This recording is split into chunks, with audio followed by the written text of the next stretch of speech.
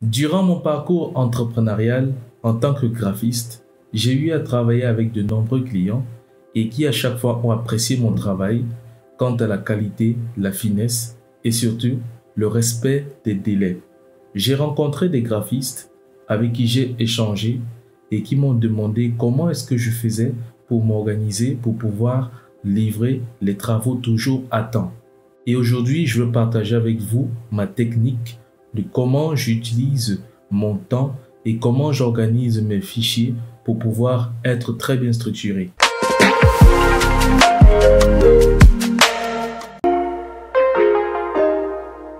Tout se joue sur l'organisation, la planification et la discipline.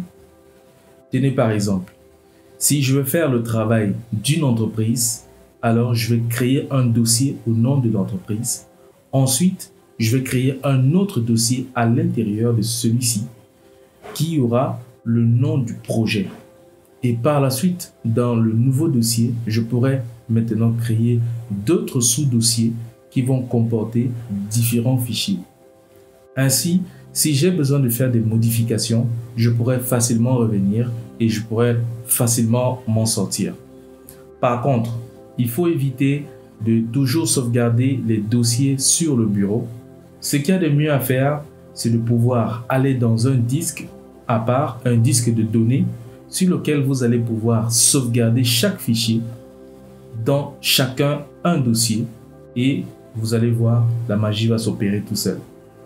Alors, ceci dit, moi j'ai déjà réalisé des travaux de plusieurs entreprises différentes.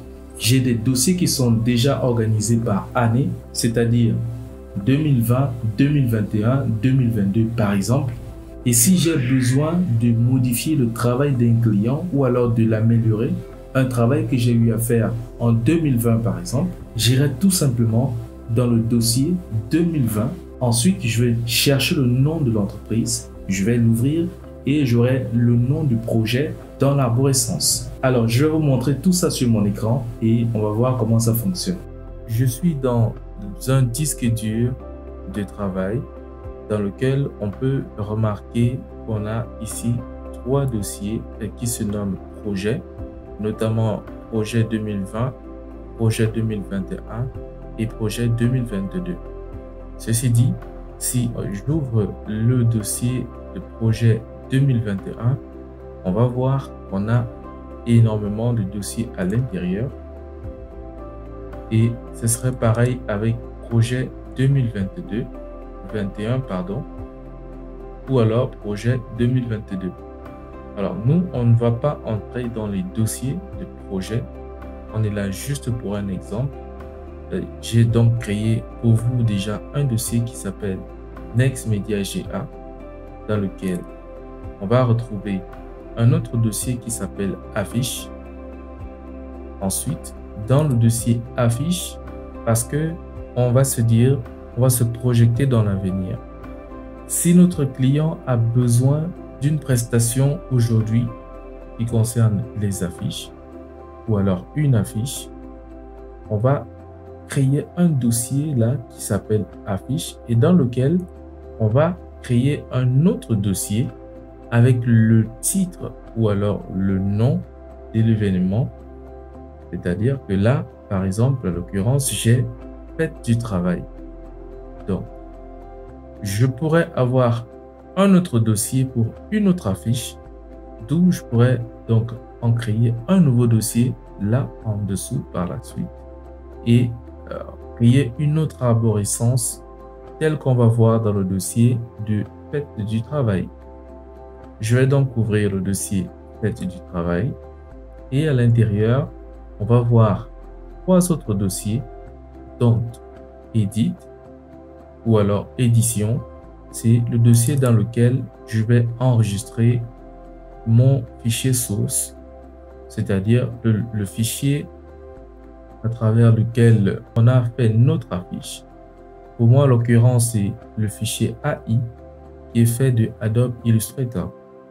Je vais donc faire un retour et là, on va voir un autre dossier qui s'appelle Images, dans lequel on aura les images qu'on peut utiliser pour la réalisation de notre projet.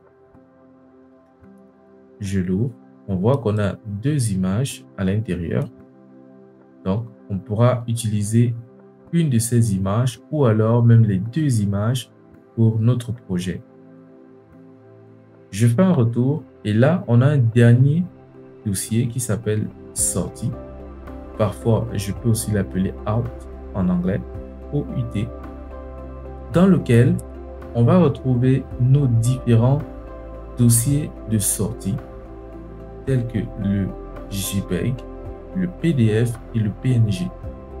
À partir d'ici, vous n'êtes pas obligé de créer des dossiers différents dans le dossier de sortie. Vous pouvez tout simplement exporter votre fichier à la sortie et vous l'aurez tranquillement à l'arborescence.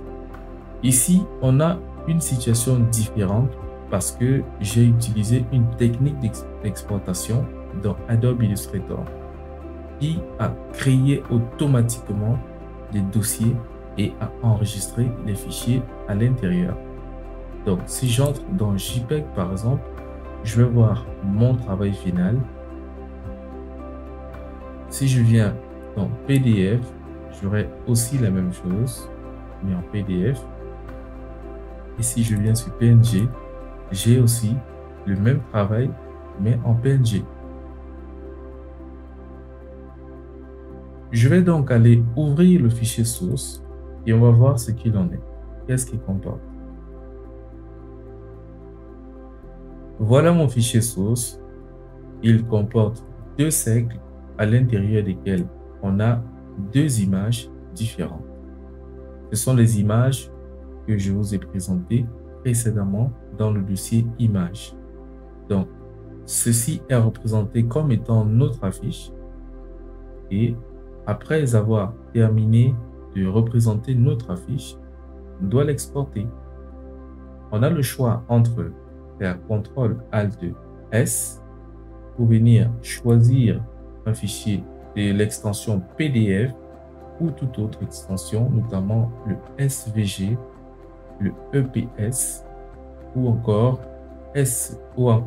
l'enregistrer en modèle.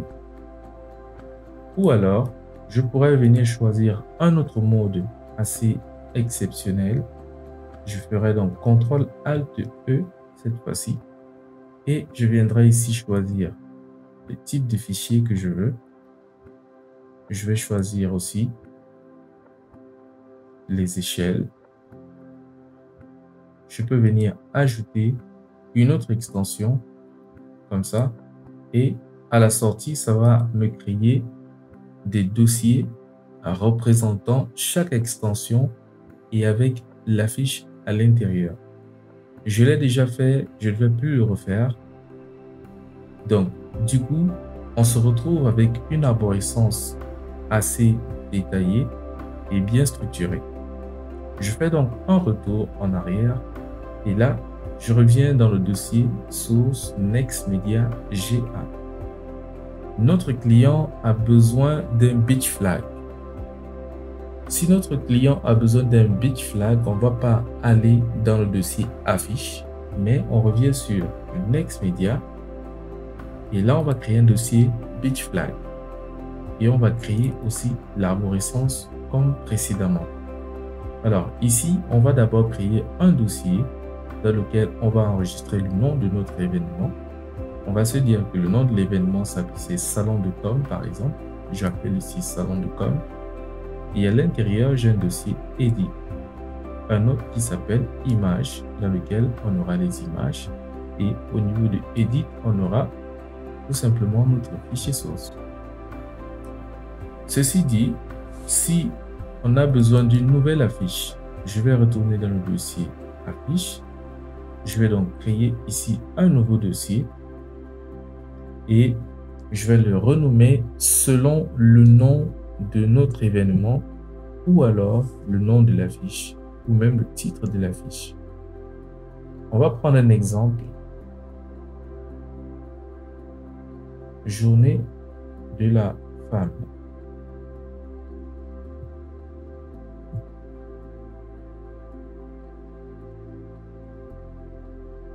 Alors, ça, c'est le nom de notre événement. Et donc, à l'intérieur, je vais venir créer un autre dossier qui va s'appeler Edit.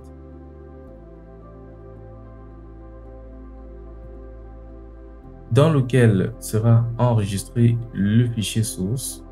Je vais créer un autre encore. Il va s'appeler cette fois-ci Image. Dans lequel j'aurai différentes images qui me permettront de faire un choix et de décider enfin celle que je pourrais utiliser pour mon affiche. Enfin, je pourrais créer un dossier de sortie.